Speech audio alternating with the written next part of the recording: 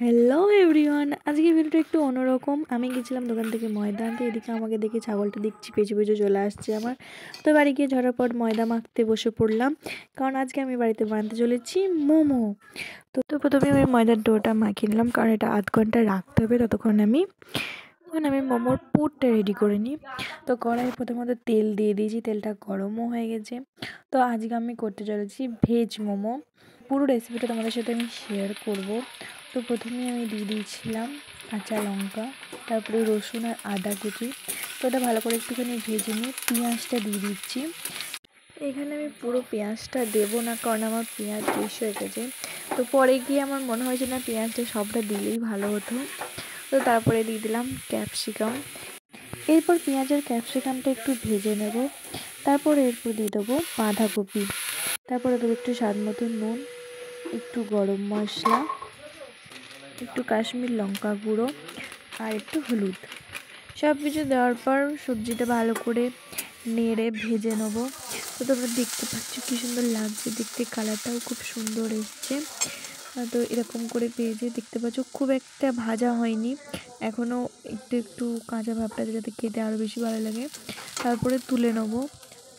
খুব সামান্য উপকরণে আমি মোমোটা তৈরি করেছি।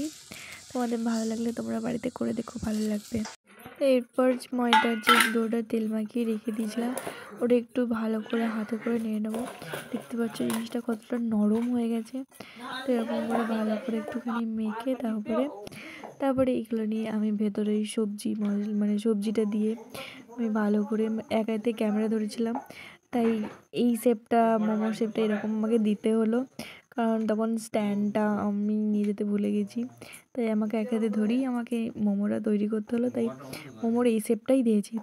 আর তাছাড়া আমি 3 রকমের মোমো করেছি, 3 ধরনের শেপ দিয়ে মোমো করেছি। তো তোমরা জানাবে তোমরা কে কে এই মোমোর এই শেপটা দিতে পারো। এখানে দেখেছো কতগুলো মোমো হয়েছে। তো তারপরে আমি মোমোগুলো স্টিম করতে দিয়েছিলাম। তো তোমরা বলবে যে হাঁড়িতে কেন করছো? তো আমার মোমো মেকার নেই, তাই আমাকে মা ভাত চাপাচ্ছিলো, তাই মাকে বললাম হাঁড়িতেই দিয়ে দাও স্টিম করতে।